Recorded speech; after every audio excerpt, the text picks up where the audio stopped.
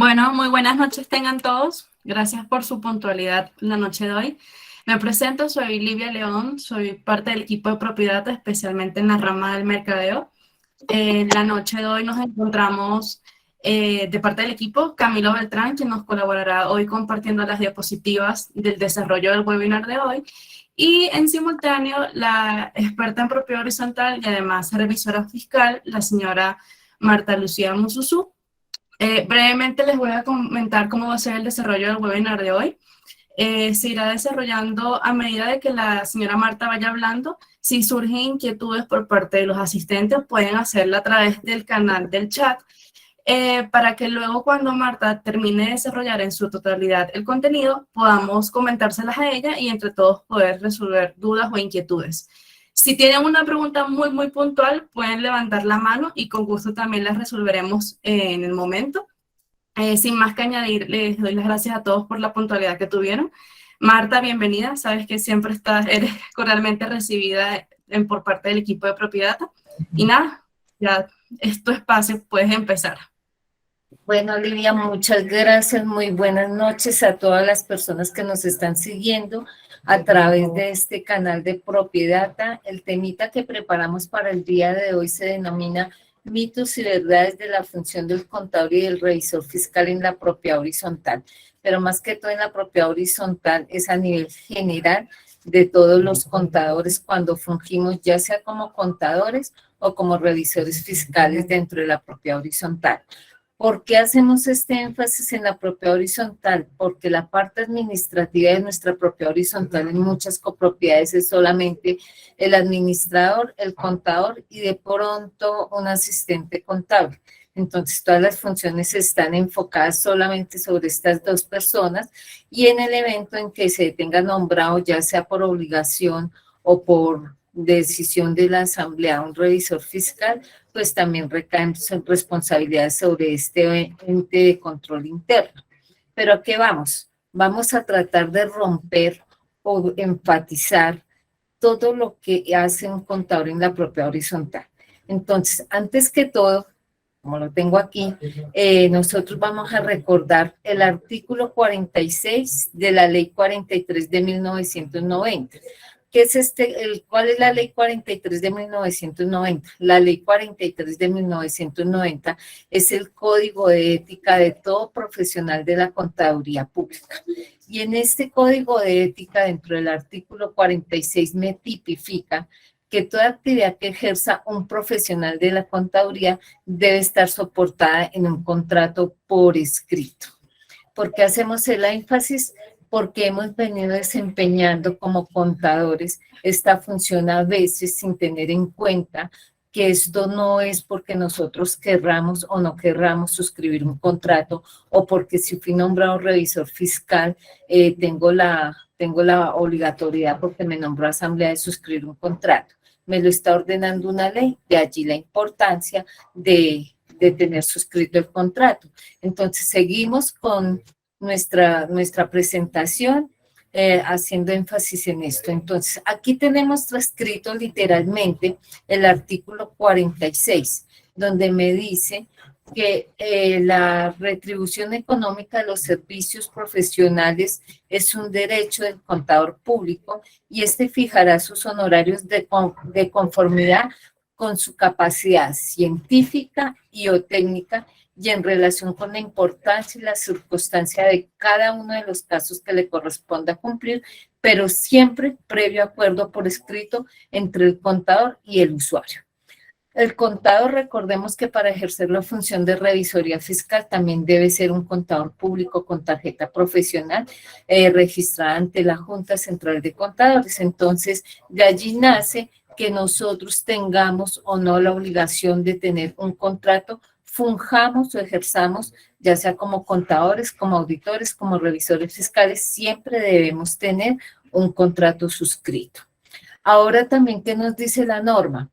No tanto la norma, sino tenemos un concepto del Consejo Técnico de la Contaduría Pública, que es el 2021-0754, que nos dice que si yo como profesional de la contaduría decido prestar un servicio ad honorem, Entonces, eso no me quita la obligación que yo tengo de responder legalmente ante mi cliente con esa relación que yo efectué.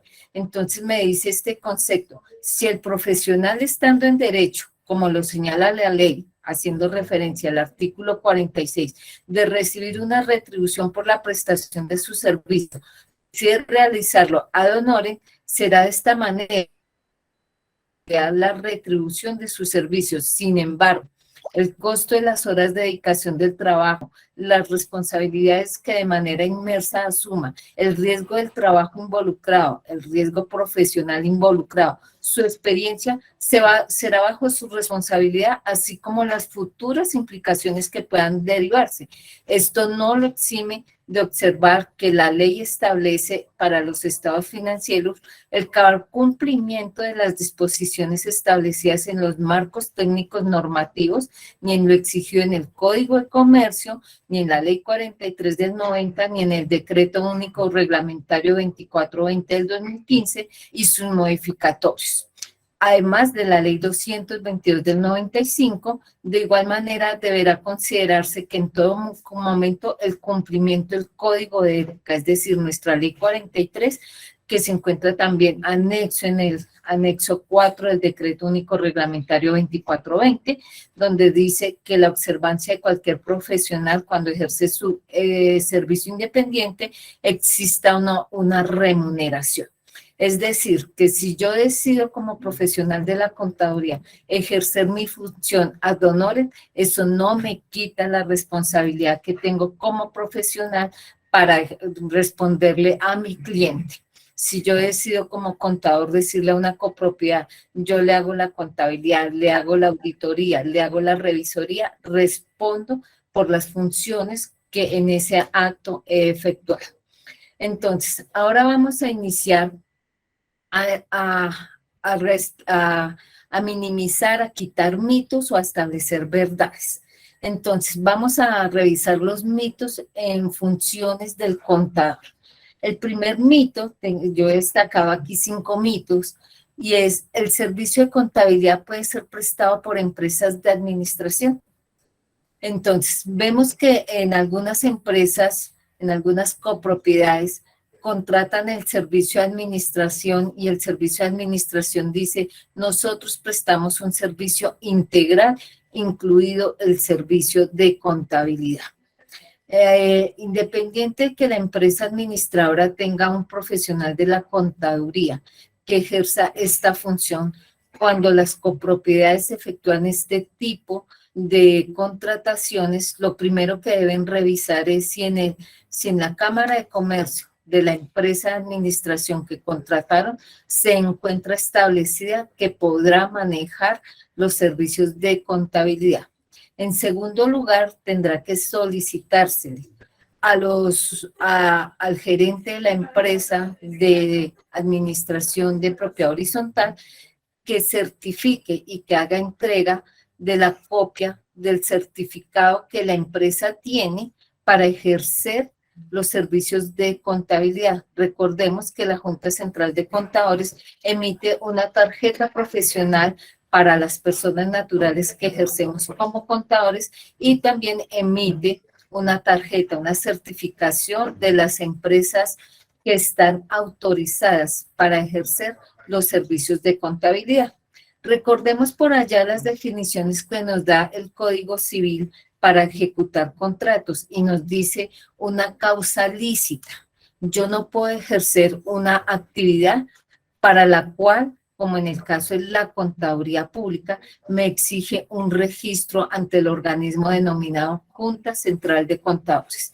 Si yo como empresa de administración no tengo autorización de la Junta Central de Contadores para ejercer la función del manejo de la contabilidad, no podría ofrecer legalmente ese servicio. Entonces, primer mito: ¿el servicio de contabilidad puede ser prestado por empresas de administración? Sí, siempre y cuando la empresa de administración tenga autorización de la Junta Central de Contadores de prestar el servicio con una tarjeta emitida a nombre de la empresa de administración. No si es que nosotros como empresa de administración vamos a delegar en un contador que suscriba esas funciones, porque recordemos, y por ello comenzamos con el artículo 46, donde nos dice que toda relación que suscriba un contador debe estar debidamente suscrita, firmada por escrito con el profesional que va a ejercer la función. Entonces, si yo no lo hago de manera directa, la empresa de administración, si no tiene la autorización de la Junta Central de Contadores para ejercer las funciones de manejo de contabilidad, no la podría ejercer y tampoco la empresa podría facturar ese servicio si no está autorizada porque no estaría cumpliendo la función de una actividad lícita para ellos ejercer. Segunda pregunta, segundo mito que vamos a ratificar o corroborar. Bueno, ¿el contador es responsable de las declaraciones tributarias? Bueno, veíamos esta mañana en mi programa de la hora contable sobre la defensoría del derecho del error que tienen las entidades. Y allí también tocábamos parte de este tema sobre las declaraciones tributarias. En las copropiedades de uso residencial que no tienen la obligatoriedad de tener un revisor fiscal, queda en potestad del acuerdo que se suscriba con el profesional de la contaduría la firma de estas declaraciones tributarias. Pero recordemos que hay unos requisitos que deben cumplir tributariamente las copropiedades como personas jurídicas para suscribir sus obligaciones tributarias. Entonces, la mayoría de nuestras copropiedades de uso residencial no cumplen con los topes porque no son responsables de IVA, no cumplen con los topes no son declarantes de renta, entonces no cumplen con los topes para que se tenga la obligación de registrar al contador que elabore las declaraciones tributarias. Entonces, en este orden de ideas, el registro único tributario de esas personas jurídicas no va a tener registrado un contador. Por lo tanto, la elaboración de las declaraciones tributarias en cabeza de quién va, del administrador, porque cuando se elaboran las declaraciones tributarias, ¿cuál mecanismo digital utilizamos? No utilizamos el mecanismo digital del contador, ni utilizamos el mecanismo digital del revisor fiscal. Es el mecanismo digital del administrador, que se nos ha vuelto costumbre de pronto en nuestro diario vivir, que el contador termina haciéndole el favor al representante legal de la propiedad horizontal, al administrador, de elaborar y montar la declaración y presentarla y firmarla, y él le ayuda y tiene todas las contraseñas y todas las claves. Eso es otra cosa, pero no es responsabilidad del contador elaborar las declaraciones tributarias. Si el contador, dentro de su relación contractual, establece que él elaborará, suscribirá en nombre del administrador con el mecanismo digital del administrador las declaraciones tributarias, fue algo que él se comprometió a realizar. ¿Hasta dónde el administrador le va a permitir manejar sus contraseñas? Porque esto es como manejar una tarjeta de débito, ¿no? Siempre que hablamos de una firma digital con contraseñas, estamos manejando una firma digital.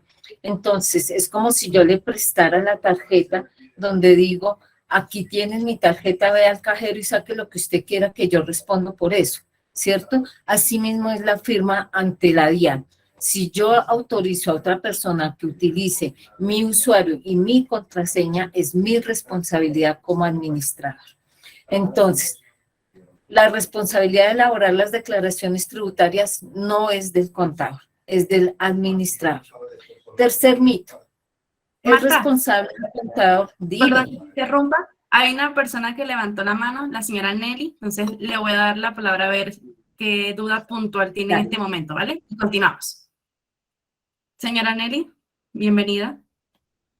No, perdón, no, discúlpame. Ah, vale, no hay problema. Entonces continuamos. Bueno, nuestra tercera pregunta, mito. ¿El contador es el responsable de atender al público para realizar aclaraciones de cartera? No. Nuestro contador no maneja aclaraciones de cartera. Nuestro administrador o en su defecto, la persona que de acuerdo a los manuales de funciones tenga destinada la propiedad horizontal para atender aclaraciones de cartera, será la persona encargada. Pero ¿qué vemos en la mayoría de nuestras propiedades horizontales? Vemos a nuestro administrador diciéndole a sus usuarios, a sus copropietarios o residentes, cuando van a hacer una reclamación de cartera, es que el contador no viene hoy, venga tal día que viene el contador. Aclarar las situaciones de cartera es responsabilidad del administrador. Recordemos por allá el numeral 8 del artículo 51 de la ley 675. Este numeral me dice que es responsabilidad del administrador recaudar las cuotas de administración. Y si no las puede recaudar él en forma directa, las tendrá que recaudar a través de un apoderado judicial.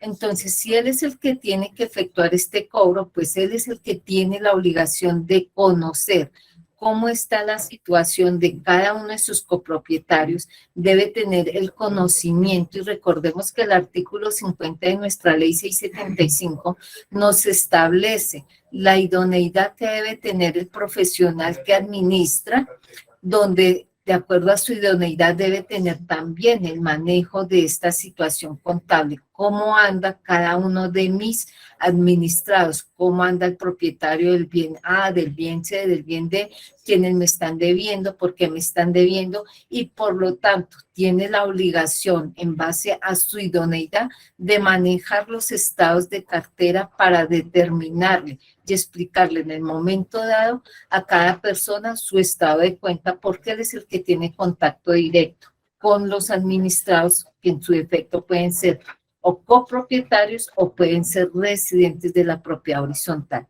Entonces, obligación del contador de atender al público, no la hay. A no ser que el contador haya decidido firmar y decir, sí, yo le voy a atender a todos sus casos de quejosos de cartera y les voy a aclarar su situación contable desde los años en que tenga la propiedad reclamaciones. ¿Cierto? Por eso la importancia de la suscripción de estos contratos. Cuarto mito. El contador es el que tiene que presentar los estados financieros ante los asambleístas. Llegamos a final de año, hacemos nuestra situación de cartera, llegamos y presentamos la información contable y resulta que en lugar de ser el administrador, quien es el responsable de la contabilidad, porque eso no lo tiene también tipificado la ley 675 en el numeral 5 del artículo 51, donde nos dice que el responsable de la contabilidad es el administrador. Nos dice funciones del administrador, artículo 51, numeral 5, manejar la contabilidad.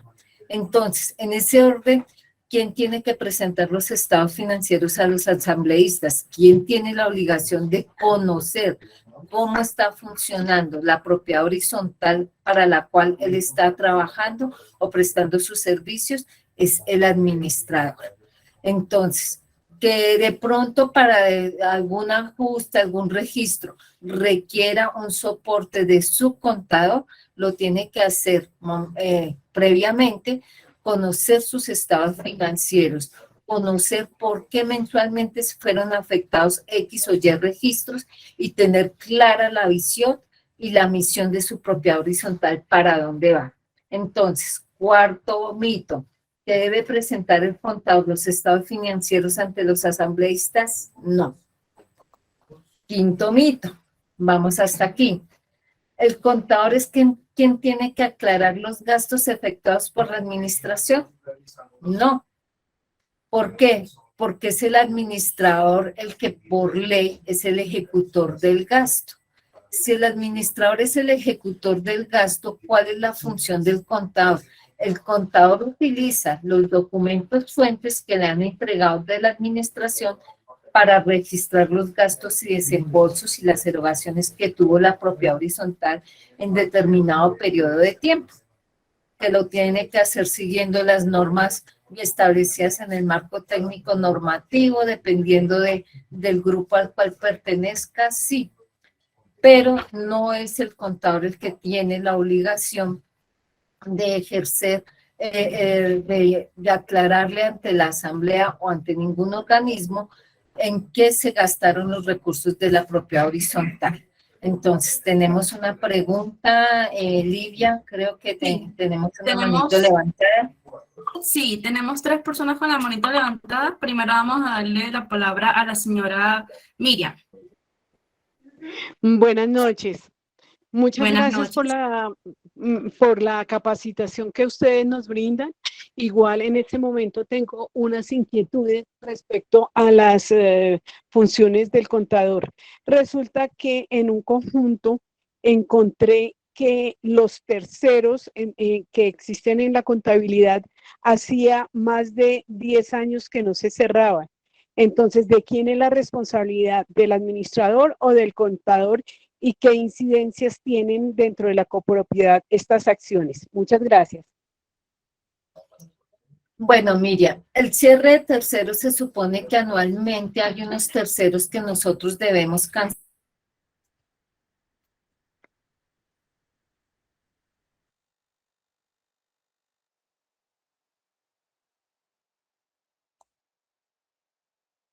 Se le cayó la señal a la señora. Sí, se nos congeló la señora Marta. Sí, Señora Bueno, Marta.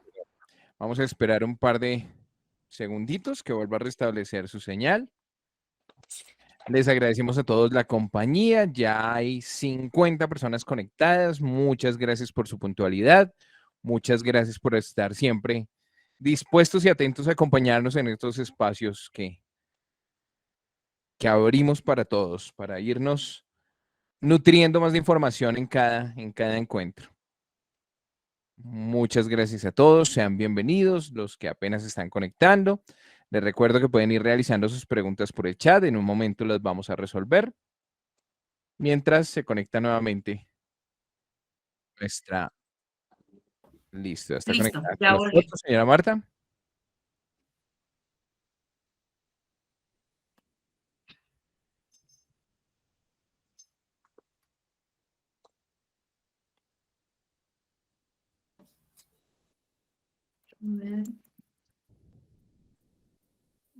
Señora Marta Lucía, ya la veo conectada, ya puede habilitar su micrófono, gracias. Listo. Bueno, ante la pregunta que realiza, todo se basa en la relación contractual, ¿sí? Si nosotros establecemos que el contador es el encargado de hacer todos los procesos contables, pues obviamente será el contador quien tenga que realizar ese proceso contable. Pero si yo no lo tengo escrito, yo no le puedo endilgar una función a alguien que no se la he asignado. Por eso de aquí la importancia de tener dentro de nuestras copropiedades los manuales y las políticas de contabilidad, que son bien diferentes, ¿no? Una cosa son los manuales de procesos y procedimientos y otra nuestras políticas de contabilidad. Entonces, nosotros nos hemos acostumbrado a tener solamente el manual de políticas contables y a duras penas, llegamos y los socializamos y a veces desde el 2016, fecha en que la mayoría de nuestras propiedades horizontales tuvieron que incorporarse al actual marco técnico normativo, porque no podemos decir que sea nuevo, sino al actual marco técnico normativo. Entonces, a partir de esa fecha nosotros hemos tenido que tener los procesos. Pero ¿a quién le corresponde cerrar esos terceros? Si nosotros no tenemos establecido dentro de nuestra relación contractual, pues ¿a quién le va a corresponder? Pues al que no la tuvo en cuenta en el momento de realizar la relación contractual, ¿cierto? Si yo sé que hay que hacer un proceso y no lo he hecho, pues tengo que mirar a ver cómo hago para realizarlo. Estos cierres generalmente pues no nos afectan la parte económica. Lo que nos van a hacer es afectarnos la parte para presentación de, por ejemplo, de la información exógena, que me van a arrastrar saldos, me van a ralentizar los procesos. Entonces, son afectaciones que pueden afectar la parte administrativa, pero pues a la larga no nos van a generar una situación de sanción, ¿cierto? Entonces es importante ir estableciendo dentro de la propiedad horizontal estos procesos y nosotros ir efectuando estas aclaraciones, ir incluyendo al máximo dentro de nuestros manuales de funciones este tipo de cosas para ir realizando, en qué fechas entregamos procesos, hasta qué fecha recibimos documentos fuentes para registrar, en qué fecha hacemos entrega de informes, qué informes entregamos. Esto es importante dejarlo dentro de nuestra relación contractual. Segunda pregunta. Vale, muchísimas gracias por ayudarnos a resolver esa, Marta. A continuación, la señora Alejandra García, que tiene la mano levantada, ya puede hablar. Bueno, muy buenas noches. Yo tengo algunas inquietudes porque, de hecho, en parte comprendo que todo depende de la relación contractual.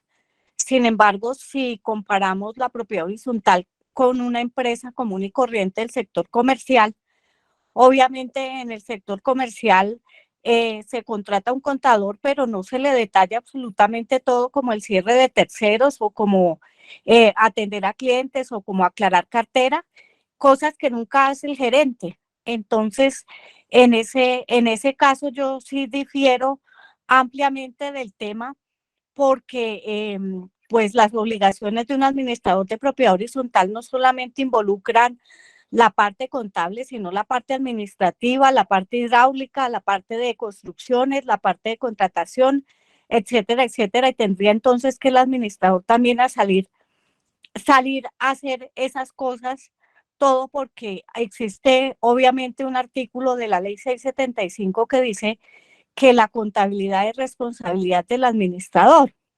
Sin embargo, si nos vamos a un concepto del mes de enero del Consejo Técnico de la Contaduría, claramente indica que donde existe un profesional contratado para ejercer las labores contables, obviamente esa responsabilidad que es inherente de acuerdo a la ley 675 se traslada porque el contador está ejerciendo de acuerdo a la ley 43, que es incluso anterior, obviamente, a la ley 675.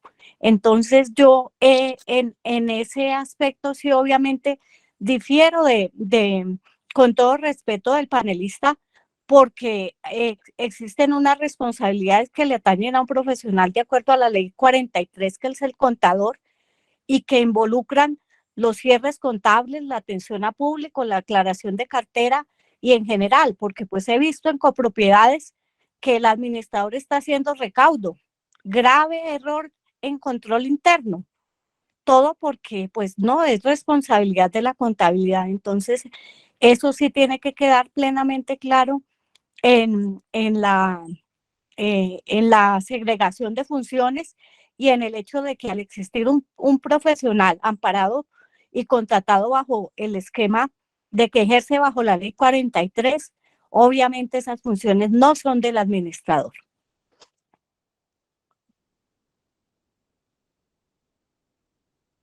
Bueno, aquí es donde nosotros recalcamos como profesionales de la contaduría la importancia de realizar un contrato asertivo dentro de la relación contractual, porque recordemos, cuando alguna persona se ve afectada por los servicios de un profesional de la contaduría, lo primero que hace es me voy al tribunal disciplinario de la Junta Central de Contadores para que me sancionen, para que sancionen al contador, para que le sancionen su tarjeta profesional por cuanto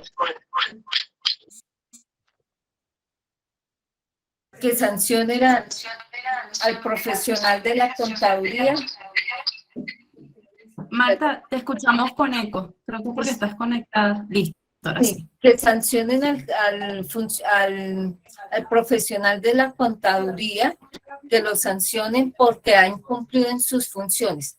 Y lo primero que exige la Junta Central de Contadores en su tribunal disciplinario es el contrato del contador para revisar qué función estaba incumpliendo. Entonces, si bien es cierto, ustedes están mencionando, sí, es que el contador debe ejercer su función con ética, hasta donde nosotros podemos endilgarle esas funciones, y de aquí lo importante. Nosotros vemos también conceptos del Consejo Técnico de la Contaduría Pública, donde me dice, siempre que un profesional de la contaduría se presente ante un cliente, deberá presentarle una propuesta de servicios. Segundo, el profesional de la contaduría tendrá que ser consciente del alcance de sus conocimientos para prestarle el servicio a la persona o a su cliente, ¿cierto? Entonces yo, ante mi ética profesional, yo dentro de lo que le voy a establecer a mi cliente es, mi ciclo contable comienza aquí y termina aquí. ¿Cuáles van a ser mis entregables y cuál es el alcance de mi función? Por lo tanto, si yo ofrezco mis servicios, también tengo que ser consecuente y conocer qué tipo de programa tiene la propiedad horizontal, o si el programa que se va a utilizar es alguno que yo tenga licenciado, y cuáles van a ser los entregables que yo les voy a dar, a entregar a ese cliente, llámese propiedad horizontal o llámese cualquier cliente, ¿cierto? Entonces, atendiendo esta recomendación, es importante recordar que la propuesta inicial de la prestación del servicio, con la misma relación contractual que yo tengo suscrita, son base y son prueba ante el tribunal disciplinario para el ejercicio de las funciones. Entonces, yo aquí no estoy defendiendo de que el contador no tiene que hacer y recarguémonos sobre el administrador, no, sino si nosotros ya sabemos que de pronto tuvimos alguna falla dentro de las funciones que nos venía prestando un profesional de la contaduría, pues ¿qué voy a hacer? En el contrato siguiente subsanarlas, pero tampoco puedo entrar a decirle al contador que me ingresa, arrégleme sin pagarle los daños que me hicieron sus antecesores, sus colegas antecesores, ¿cierto? Sino que toda relación, toda función que ejerza el contador está respaldada por el artículo 46, donde nos dicen, todos son justos y dignos para recibir su retribución económica, a no ser que yo como profesional diga, no quiero recibir una retribución y les voy a regalar mi trabajo, pero eso no me exime de las responsabilidades que yo tengo como profesional. Vale, muchísimas gracias, Marta. Y para culminar ahorita con las manitos levantadas, el señor Sierra Cifuentes tiene el derecho a la palabra. Ah, bueno, y aquí vi que luego viene Eduardo, otra persona más, y continuamos. Señor Cifuentes.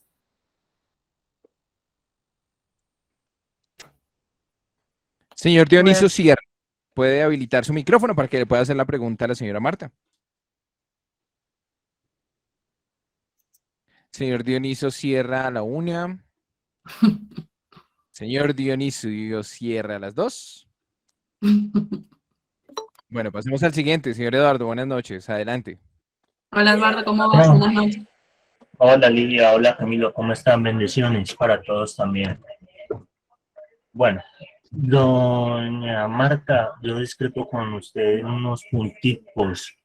Por ejemplo, yo soy administrador de copropiedades y pues, me apoyo en mis equipos contables, en este caso propiedad Cabal de la Cuña, y en las que no tengo propiedad en el contador para realizar unas jornadas, digamos, de cartera. ¿Qué son estas jornadas de cartera? Son cuando no tenemos los saldos claros y poder alimentar y retroalimentar tanto al usuario, que es el propietario residente o el propietario del local, y actualizar nosotros constantemente el sistema contable porque hay muchas veces que hacen transferencias y estas no son identificables. Entonces aprovechamos esta oportunidad para organizar de una vez el estado contable de cartera de la copropiedad. Ahí el contador lo necesitamos porque primero nosotros, yo como administrador no me conozco las cuentas desgregadas cada una. Entonces el contador nos apoya para la alimentación del software contable y para que tengamos esa contabilidad al día. Esa es una de las estrategias que utilizamos nosotros. Ahí el contador no está atendiendo directamente al público ni le estamos indagando la responsabilidad de la cartera, pero sí es una opción de mantener un sistema contable sano y un sistema contable actualizado con esta información que no necesariamente se encuentra en el registro. Es cierto, el artículo en la ley 675, el punto número 5 del capítulo 51 de las funciones del administrador dice que el administrador lleva bajo su dependencia y responsabilidad la contabilidad del edificio conjunto. Bajo su dependencia, ahí necesitamos un profesional que nos apoye. No todos los que son administradores de copropiedades son contadores y no todos los contadores son administradores.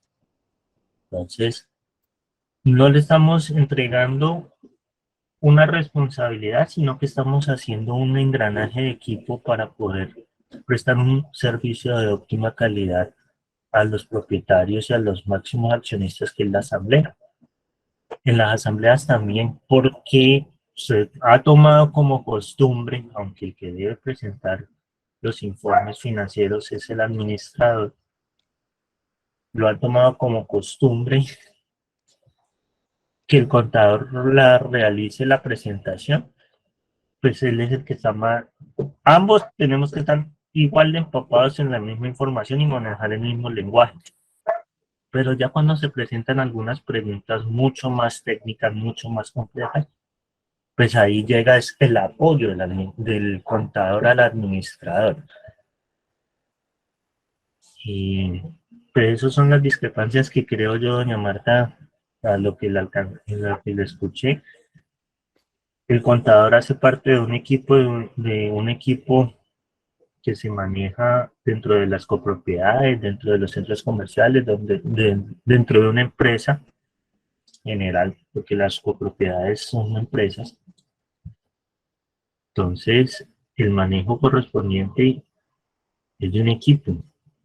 Digamos que el contador y el administrador tiene el 70, el contador tiene el 30. Bueno, la respuesta a la pregunta es más que todo, lo tuyo no es ni siquiera pregunta, es como una aseveración. Bueno, la respuesta es la siguiente. Yo no estoy diciendo que el contador no va a asistir a el acompañamiento a sus aclaraciones de estados de cuenta. Si lo suscriben en el contrato, lo puede hacer, ¿cierto? Ya es decisión del profesional si acepta en su clausulado cuando suscribe el contrato de que asistirá a las jornadas donde la administración efectúa los procesos de depuración de cartera, que pueden ser jornadas bastante largas, ¿cierto? La segunda pregunta sobre la preparación de la contabilización. Si bien es cierto, la ley no establece que el administrador tenga que ser un contador, es cierto que la ley 675 establece un grado de idoneidad del profesional que administra la propiedad horizontal, y dentro de esa idoneidad pues también le enmarca una función que está tipificada en el numeral 5 del artículo 51, y es: usted es el responsable de la contabilidad. Si yo, Marta Musuzu, soy la administradora del conjunto XYZ, y esa es una de mis obligaciones, pues yo tengo que como mínimo prepararme en lo fundamental y en lo básico de cómo está el organismo que yo estoy administrando. Yo no puedo decir, sí, yo autorizo gastos de acuerdo con un presupuesto que me autorizó una asamblea, y no sé si me los contabilizaron en las cuentas que son. ¿Por qué? Porque si yo estoy formando realmente un equipo de contador administrador, En la parte de la socialización que nosotros efectuamos, cuando yo soy el contador y socializo con mi administración, mi administrador le digo, venga, es que usted compró unos tubos y yo no sé para dónde van esos tubos, son tubos eléctricos o son tubos de agua. Entonces él me va a decir, no, son los tubos para tal cosa. Ah, entonces en la partida presupuestal los llevamos a tal lado. Eso hace parte de la socialización y del trabajo en equipo que tú mencionas. Entonces, yo como administrador también tengo la obligación de revisar la información que me está digitando mi profesional de la contaduría y más que todo en la parte de gastos, ¿cierto? Digamos que no lo va a hacer tanto en la parte de los ingresos, de cómo están aplicando cada una de las consignaciones, porque así puede ser una copropiedad de 8 o 10 inmuebles, como puede ser una copropiedad de 1.000 o 2.000 registros, donde de pronto tenemos 2 y 3 asistentes administrativos para digitar todos los recibos de caja que nos van saliendo. Entonces, sí tengo como administrador la obligación de conocer en dónde están aplicados los desembolsos, sí la tengo. Y yo no puedo escudarme diciendo como administrador, es que para eso le pago a un contador, porque como revisor fiscal lo he escuchado. Cuando uno le dice al administrador, venga, ¿y usted por qué metieron este gasto aquí? Ah, yo no sé, pregúntele al contador, porque yo para eso pago un contador. Esa no es una explicación, no es una justificación. Y ante los juzgados, ante los tribunales, cuando se presentan inconsistencias y de pronto hay indebidos manejos de recursos, nosotros vemos que la justificación y la obligación de la ley es en cabeza del administrador y no del contador, porque el que es ejecutor es el administrador, y el administrador es el que debe indicar en qué invirtió los recursos y es el que tiene que direccionar en qué cuentas se registran de acuerdo a las partidas presupuestales que le aprobó la Asamblea. Vale, muchas gracias Marta y Eduardo por la participación. Continuamos con las manitos alzadas. Veo que está el señor César Augusto Mogollón. Adelante, señor César. Gracias, Lidia. Quiero hacer tres aportes que me parece que son necesarios en este momento. Y es que las funciones tienen una secuencia y una jerarquía. Y en parte lo que voy a decir responderá a la pregunta de la señora Carmen Navarro en cuanto a si el administrador puede asignarle funciones suyas al contador. Lo primero que quiero decir es que las funciones se pueden delegar, pero las responsabilidades no se delegan. Luego, de acuerdo con el numeral 5 del artículo 51 de la ley 675, el administrador es el que tiene la responsabilidad primaria de la contabilidad, tal como lo dice el numeral 5 del artículo 51. Ahora bien, las funciones deberían estar señaladas en los manuales de funciones, en los manuales de procesos y procedimientos y en la política contable, tal cual como lo está diciendo la señora Mususú. Sin embargo, pues todos sabemos que estos son deficiencias y vacíos en la propiedad horizontal en general. En algunos casos ni siquiera existe el reglamento de propiedad horizontal, pues difícilmente es pensar que existen manuales de procedimientos contables. Pero siguiendo con el tema de las jerarquías, vuelvo a repetir, se delegan funciones, pero no se delegan responsabilidades. Luego, administrador siempre será el responsable de todo el tema contable. Entonces, en eso quisiera hacer precisión. Ahora bien, existe el otro elemento que seguramente más adelante se tratará porque eso dice el título de este webinar. Si son los mitos contables, los mitos de la función del contador y del revisor fiscal. Y entonces el revisor fiscal es un tercer actor que existe en este momento acá también. Y hay que ver cuáles son las funciones y cuáles son las responsabilidades que también tiene el revisor fiscal en una propiedad horizontal. Yo creo que no debemos perder de vista el contexto en que nos movemos y es la propiedad horizontal.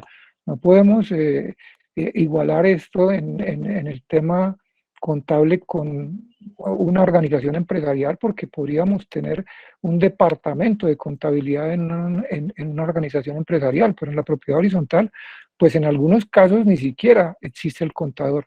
Entonces, hacer ese comparativo es bastante difícil porque no nos permitiría establecer unos puntos específicos.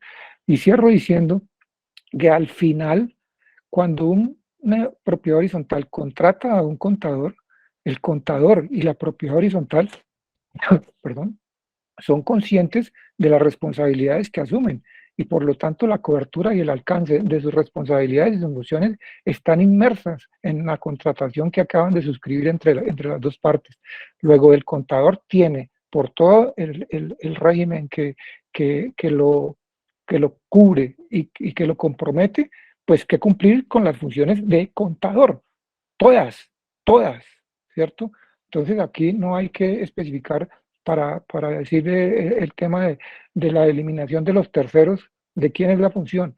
Pues esa es una función que está inmersa, está implícita en toda la cobertura y alcance de lo que es la contabilidad y de lo que es el contador.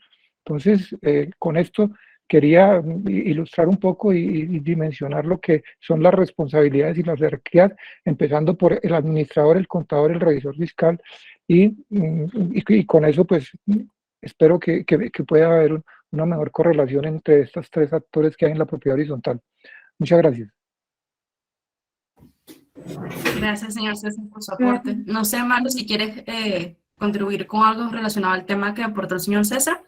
No, me parece excelente el aporte que acaba de realizar César, que uno puede delegar funciones, más no responsabilidades. Y eso legalmente y civilmente en la propiedad horizontal es válido. Se delegan funciones, más no responsabilidades. Entonces, si yo decidí delegar una función en el contador, pues yo que delego soy el que tengo que hacer el seguimiento y soy el responsable de ello.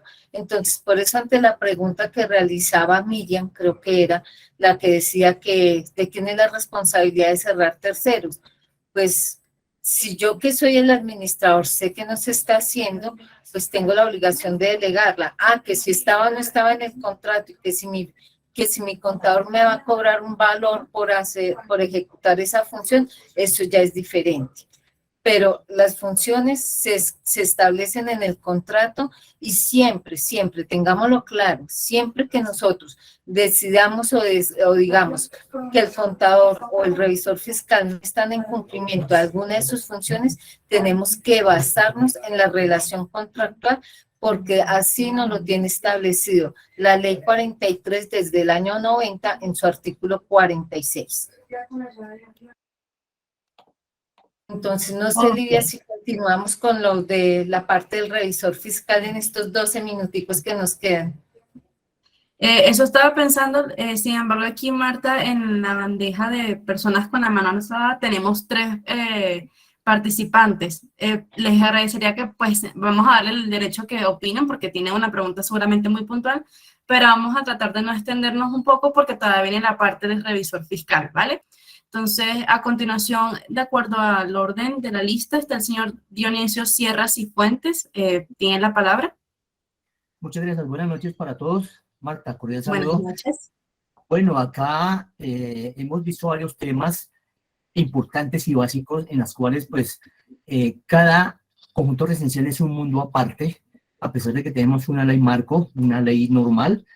Entonces, aquí yo veo también es que hay muchas personas que son empíricas, discúlpenme en el término, no tengo en contra nada de nadie, pero sí de pronto las personas que no se han capacitado, que no han tenido esos recursos para poder administrar un conjunto residencial, porque muchas veces imponen.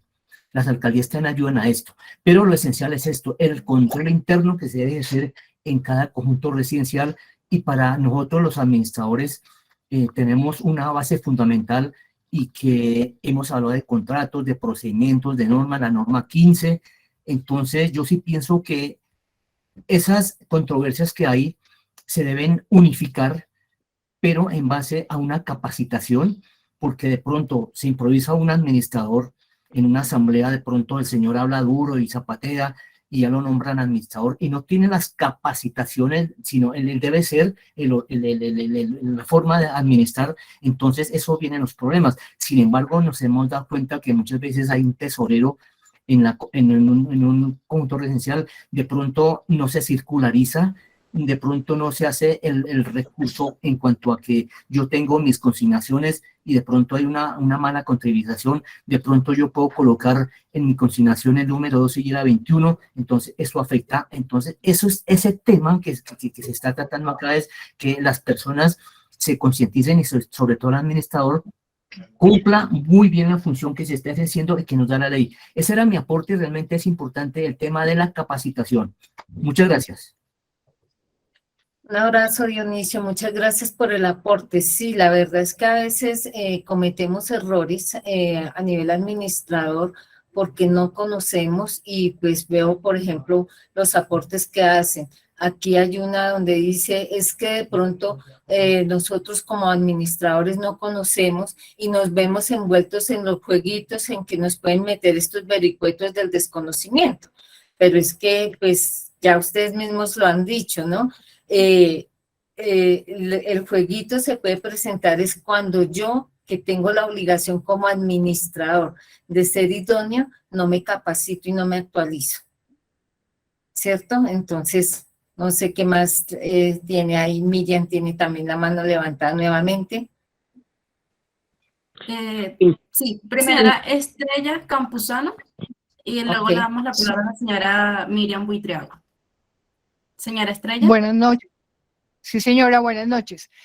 Bueno, el traqueado y el repetido artículo 51 de la ley 675 dice llevar bajo su dependencia y responsabilidad.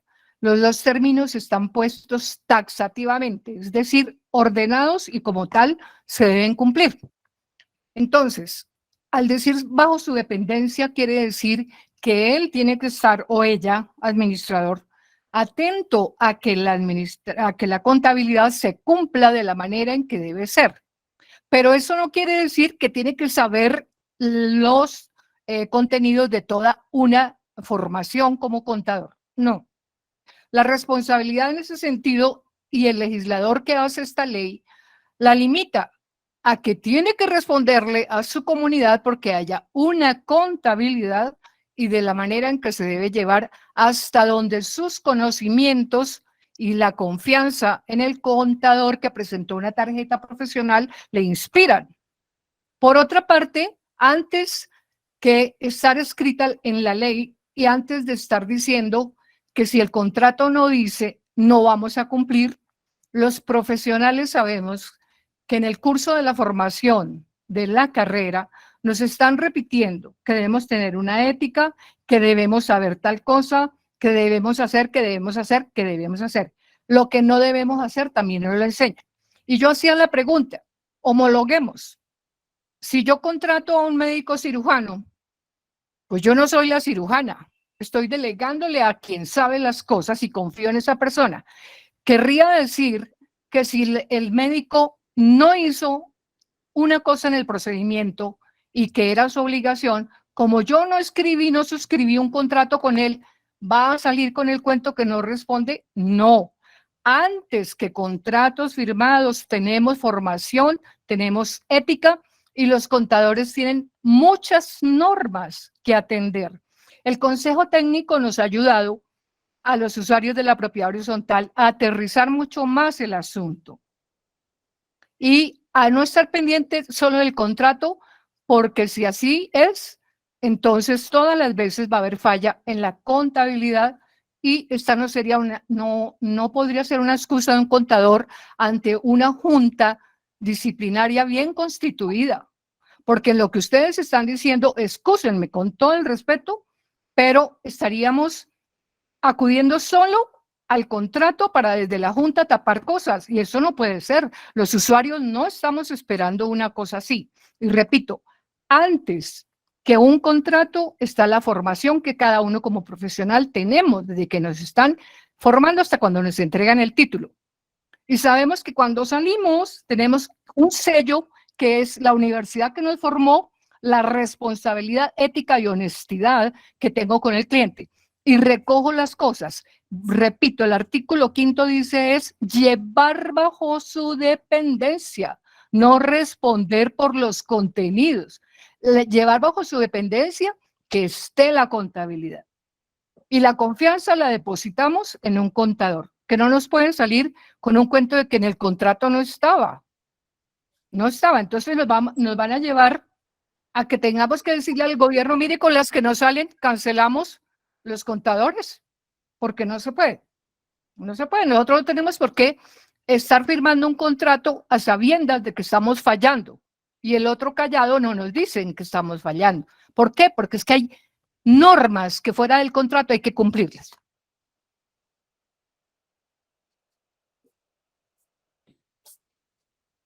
Bueno, Estrella, yo no tengo discusión de que haya normas que se deban cumplir.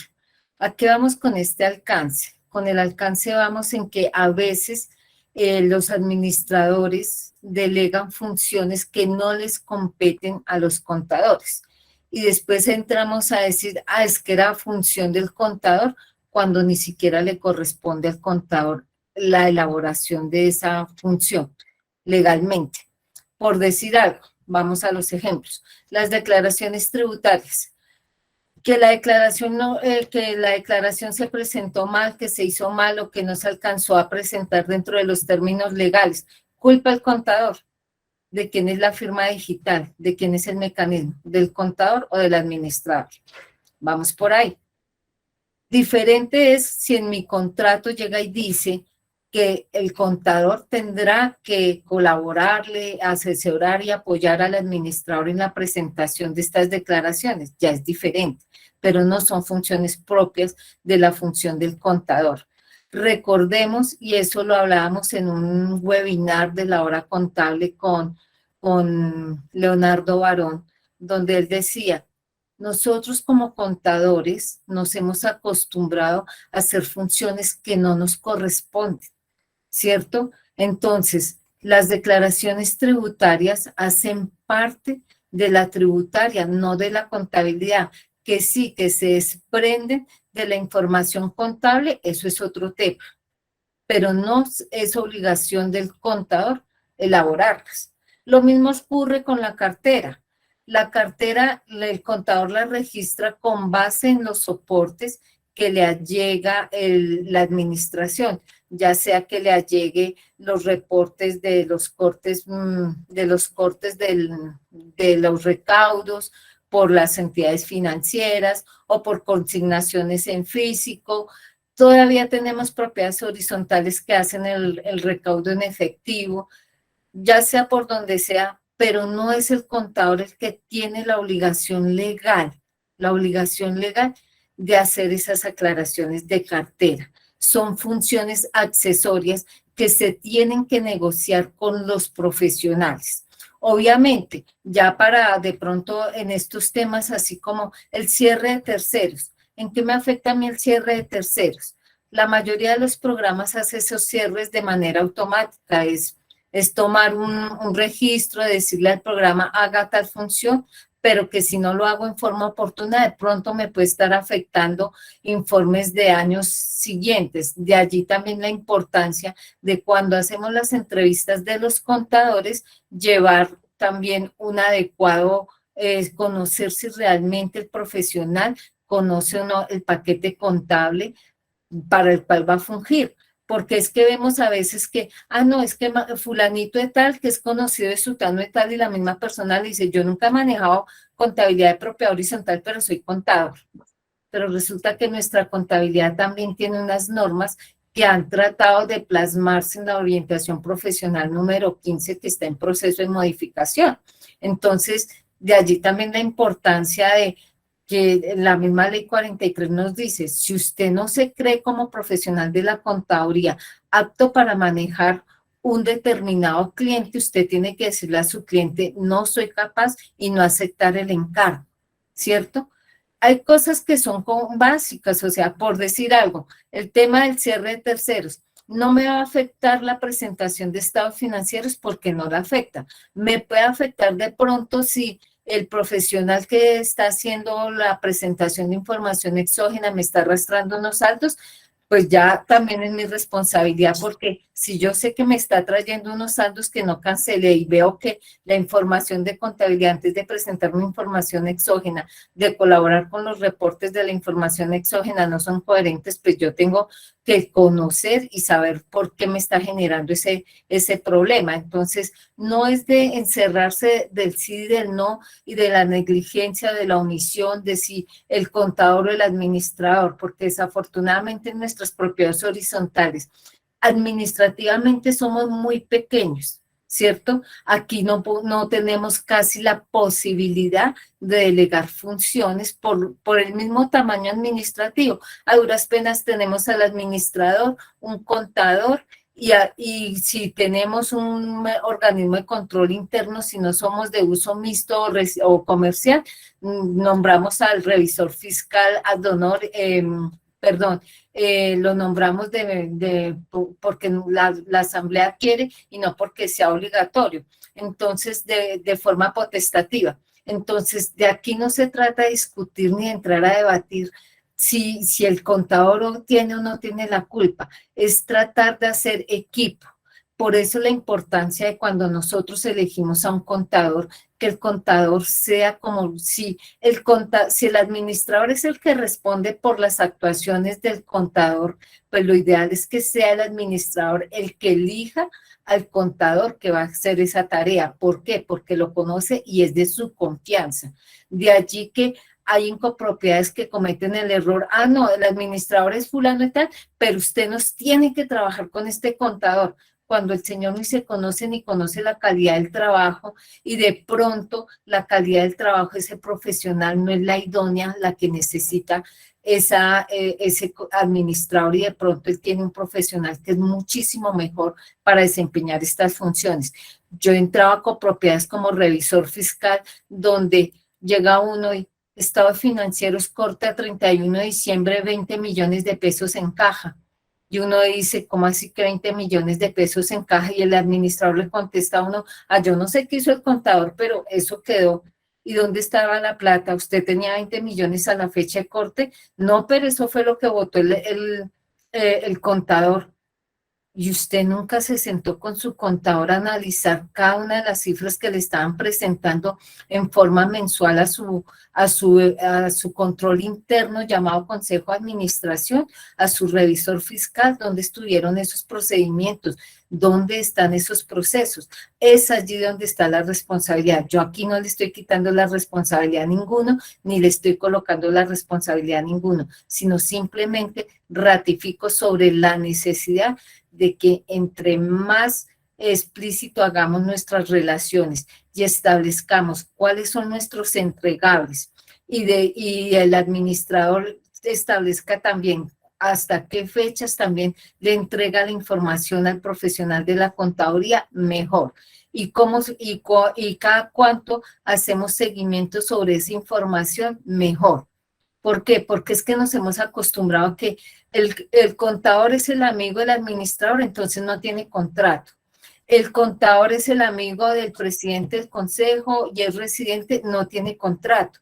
Entonces, cuando se nos presentan los problemas y los inconvenientes, no tenemos de dónde pegarnos para llegar y tomar determinaciones y poder establecer las relaciones y las obligaciones que tenía cada una de las partes dentro de estos procesos, al no tener manuales de funciones y funciones claras establecidas en los contratos. Livia, son las 8:03, no sé, nos quedamos por la mitad, solamente abarcamos los mitos sobre la función del contador.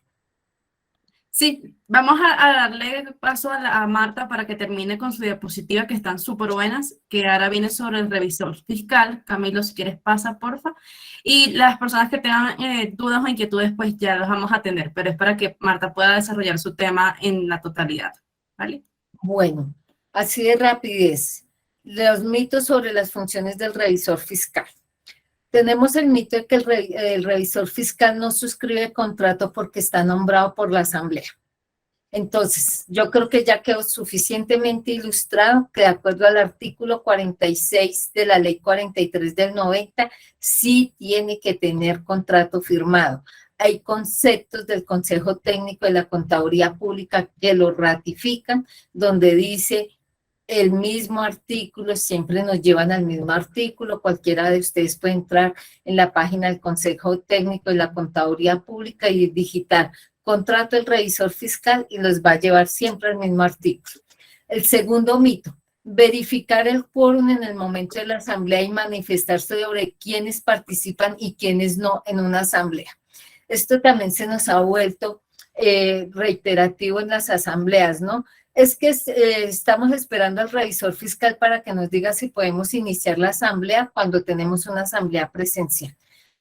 Hasta donde nos dice la ley 675, perdón, nos establece que las asambleas presenciales, ahí no requerimos un revisor fiscal si lo tenemos nombrado, si es de uso potestativo, si es de nombramiento potestativo el revisor fiscal en la propiedad horizontal de uso residencial, por ninguna parte nos dice que el revisor fiscal tenga que dar fe sobre el registro y la validez del quórum. ¿Por qué?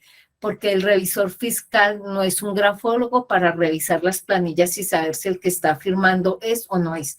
En segundo lugar, el encargado de conocer quiénes son propietarios y quiénes no, de acuerdo al mismo artículo 51 de la ley 675, si no estoy mal es el numeral tercero, nos dice que el encargado de tener al día el registro de propietarios y de residentes es el administrador. Entonces, es a él al quien le corresponde la obligación de saber si el que está suscribiendo en qué calidad está participando. Ahora, recordemos que ahorita con el registro único de beneficiarios finales, también tenemos como más obligación de conocer quiénes son nuestros propietarios, si superan el 5% por todas las actuaciones que se estén dando o no para hacer este registro único de beneficiarios finales. Entonces, tampoco tiene el revisor fiscal que manifestarse quién puede y quién no puede asistir a una asamblea. Recordemos que las asambleas son de propietarios. Entonces, en una asamblea de propietarios, lindamente, pueden los propietarios decir, en esta asamblea no necesitamos el acompañamiento del administrador, ni el revisor fiscal, ni el contador, ni de nadie. Solo vamos a sesionar nosotros los propietarios y en su defecto a quienes los propietarios hayan delegado.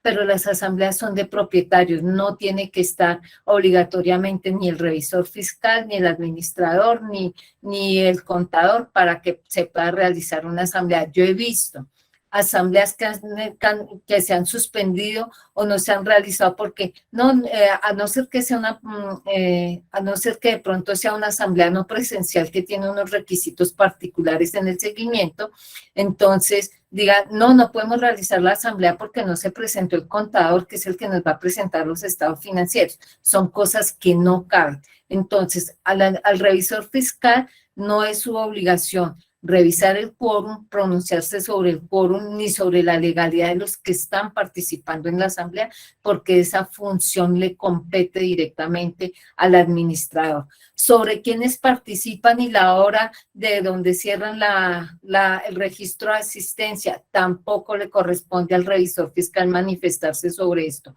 Debemos entender que básicamente las funciones de los revisores fiscales están tipificadas en su mayoría en el artículo 207 del Código de Comercio.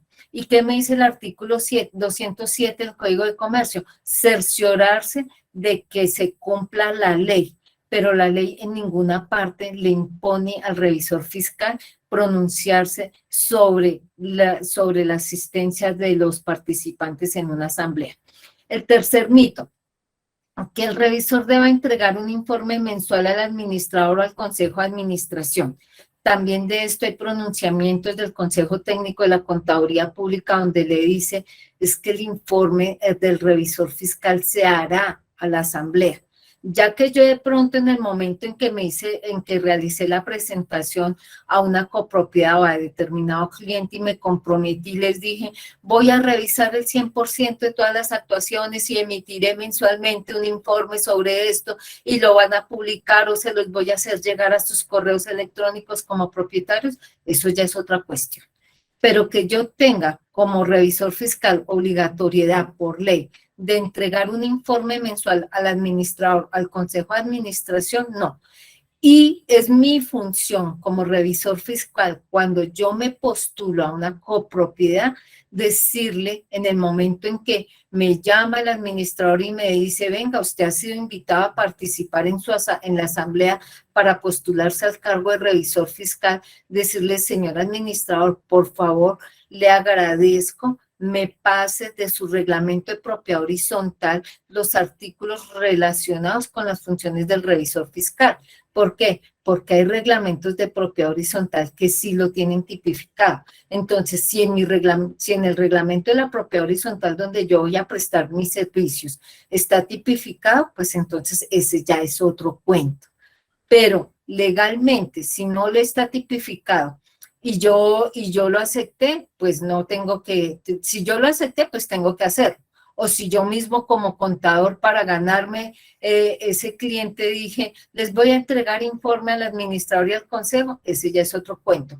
Pero por ley no me corresponde, sino el informe y dictamen es para la asamblea. Nuestro cuarto y último mito, que el revisor fiscal es el que autoriza o no los pagos. Hay dos temas aquí en la propiedad horizontal. El primero, generalmente tenemos la tendencia a generar un cargo que no existe ni en la ley y a veces ni siquiera existe en los reglamentos de propiedad horizontal, y es el de nombrar un tesorero para que suscriba en conjunto con el administrador los desembolsos. Y otros donde llega de pronto algunos colegas en extralimitación de sus funciones y le dice al administrador, no le autorizo a que usted le pague a fulano y tal porque no cumplió con tales requisitos, o le ordeno que no le pague a tal contratista porque no está cumpliendo con X o Y requisito. No, nosotros como revisores fiscales únicamente recomendamos y sugerimos, más no ordenamos. Entonces, esos son los temas claves en estas partes. Vale. Ahora sí, vamos a dar una ronda para preguntas y respuestas. Vamos a terminar con las personas que tenían la mano levantada y luego Camilo me ayuda rápidamente para las personas que hicieron preguntas a través del chat. A continuación está ahorita con la manito alzada la señora Miriam Buitriago. Tiene derecho a la palabra. Una situación que se presenta en las propiedades horizontales es que somos entidades sin ánimo de lucro. Por lo tanto, su presupuesto es un presupuesto de gastos, más no de inversión. Pero, sin embargo, se presenta que yo tengo un presupuesto cuyos ingresos son 480 millones para poder hablar en cifras redondas, y mi presupuesto de gastos es de 480 millones de pesos. Pero desafortunadamente en ejercicios anteriores tengo ciertos valores y los consejos de administración y las administraciones no obstan en que yo este año tenía que ejecutar 480 millones de pesos y simplemente ejecuté 520, siendo que no eran gastos que no eran prioritarios para la comunidad. Entonces, se informa de manera muy ambigua a la copropiedad. Se gastaron 40 millones más, lo que equivale al 10 a un presupuesto mensual, porque si lo vamos a tener anual, sería un 10% que la gente va a decir, no es cierto.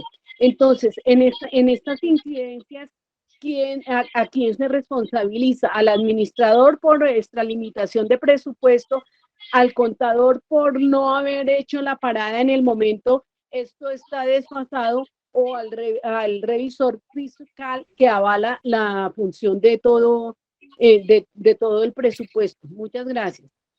Respuesta, ninguno de los anteriores.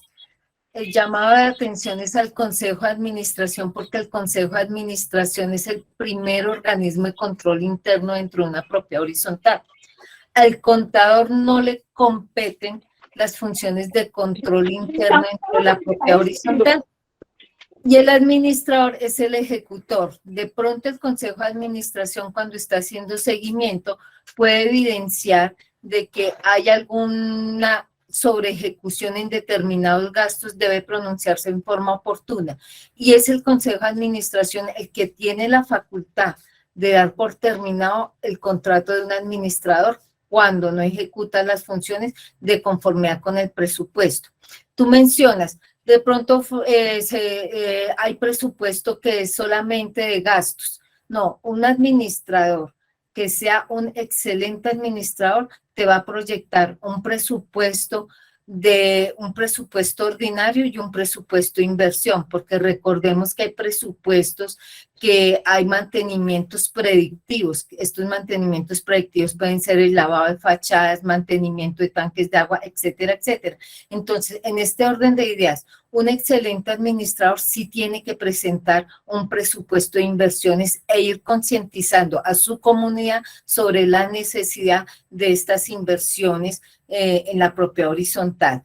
Ahora, que el administrador de pronto en algún momento tuvo una recuperación de cartera y logró gastarse más de lo que había presupuestado, la responsabilidad sobre ese control le compete al Consejo de Administración. ¿Por qué? Porque el Consejo de Administración sí le dice que es el primer organismo de control, y eso lo dice el artículo 55 de la ley. Entonces, donde nos dice cuáles son las funciones, controlar y cerciorarse porque todas las cosas dentro de la propiedad horizontal se estén dando en el marco autorizado por la misma asamblea. Entonces, es función del Consejo de Administración como primer organismo de control interno. Además que el Consejo de Administración está para aconsejar, por eso ese consejo es con ese, aconseja. Entonces, si yo estoy dando un consejo y estoy viendo una extralimitación sobre el administrador, pues soy yo el primero en ser el freno de esas actuaciones. Ya si yo no lo hago como consejo de administración, entonces me estoy volviendo solidario en esa extralimitación y en ese abuso de confianza que está teniendo el administrador con los recursos de la copropiedad. Livia, yo creo que te acompaño 3 minuticos más porque ya me tengo que retirar. Vale, entonces si quieres respondemos unas preguntas rápidas. Camilo, me colaboras en el chat a ver cuál pescamos que sea distinta a las que se han realizado, y si quieren podemos organizar una segunda parte de este webinar con Marta para unos próximos días, y las personas que no hayan sido atendidas, con todo el gusto las atenderemos en una nueva oportunidad. ¿Qué te parece, Marta? Correcto, perfecto, Livia. Vale, Bueno, Camilo, señora por Marta, favor, si muchas me gracias. colaboras. Perfecto. Pregunta a la señora Carmen Navarro. ¿El contador es responsable de hacer conciliaciones bancarias, recibos de cobro de administración e ingresar al sistema todos los soportes contables? Depende de la relación que se haya suscrito. Si yo como profesional acepté hacer el registro, conciliaciones y demás documentos, sí es mi responsabilidad. Pero si yo desde el principio dije, mi función abarca desde aquí, a mí me entregan el registro de documento de ingresos y yo hago la conciliación, pues es mi función. Pero algo que sí tengo que hacer como contador es revisar que la información que se ha alimentado en un programa contable corresponda con la realidad económica de la propiedad horizontal o del cliente con el cual estoy trabajando. Muchas gracias, señora Marta. La señora Quiroz Arango, María del Pilar.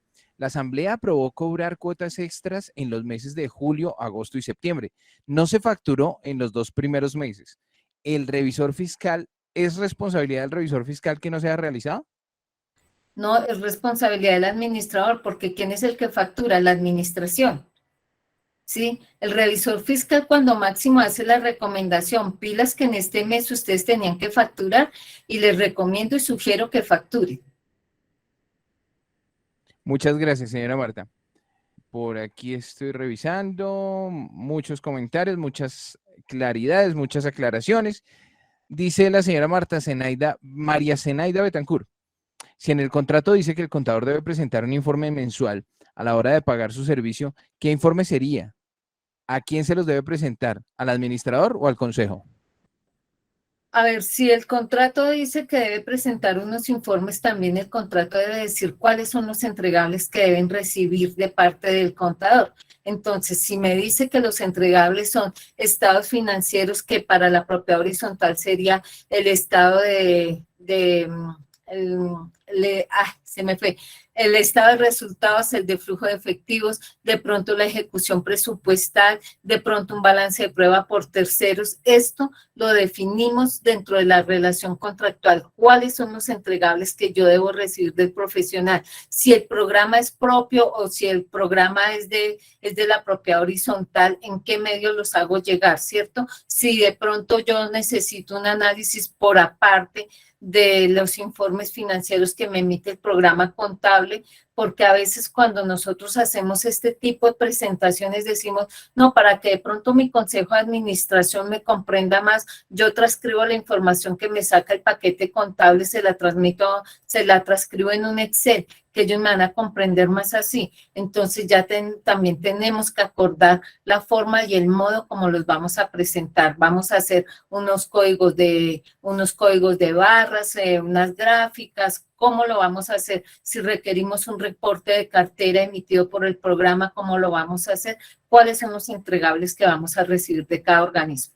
Y lo más importante también, que dentro de esa relación contractual también quede la responsabilidad de sobre quién recaen las copias de seguridad de los programas de contabilidad, que generalmente lo omitimos y no lo dejamos. Yo recomiendo y sugiero que abramos un correo electrónico para la parte contable, tanto para recibir toda la parte de facturación electrónica de los proveedores, como para dejar las copias de seguridad del programa contable. Muchas gracias, señora Marta. Para cerrar, pregunta a la señora Mariyolanda Chávez Galvis. ¿El administrador que no tiene calidad de contador puede llevar la contabilidad de la PH en un programa digital o en una aplicación del que no se sabe si cumple parámetros legales de funcionamiento? Dice, garantías de autenticidad en la información, cronología, etcétera. Poderlo llevar puede, porque de hecho hay un concepto del Consejo Técnico de la Contaduría Pública donde nos dice que si el administrador maneja la contabilidad, tendrá que a la fecha de corte de sus estados financieros, que generalmente tenemos un 31 de diciembre, presentar esa información certificada por el contador. Y nos dice el Código de Comercio en su artículo 38, los estados financieros certificados son los que cuentan con la firma del administrador o representante legal y de un contador. Ya si yo como contador a la fecha de corte certifico que la información que me está entregando este administrador corresponde con la realidad económica de la propiedad horizontal, soy yo como contador el que estoy poniendo en juego mi tarjeta profesional, porque yo soy quien está dando la fe pública sobre esa información. Señora Marta, muchísimas gracias. Quedan muchas preguntas por resolver, había manitos levantadas por ahí, pero pues ya por un tema de sus otros compromisos le agradecemos, nos extendimos siempre unos 23 minutos más de lo planeado. Sí. Esperamos poder programar una segunda sesión en pro de resolver muchas preguntas que quedaron por ahí en el tintero. Señora Marta, muchísimas gracias por su compañía esta noche. Camila y Lidia, muchas gracias por la invitación a Propiedad. Un saludo. Vale. Muchísimas gracias, Marta, por la participación que tuviste hoy. A todos los asistentes, como les dije, los invito a la próxima sesión de este webinar que planeamos realizar por ahí en unos 15, 20 días. De igual forma, aprovecho rápidamente, les comento que nosotros en Propiedad contamos con el servicio de contadores especializados para propiedad horizontal.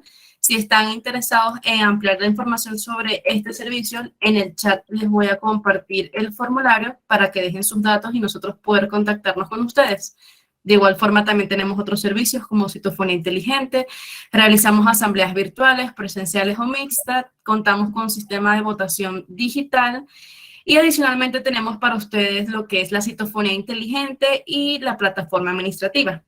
Como les decía, pues a través del chat les comparto un formulario para si están interesados dejen sus datos y nosotros el día de mañana nos comunicaremos con ustedes.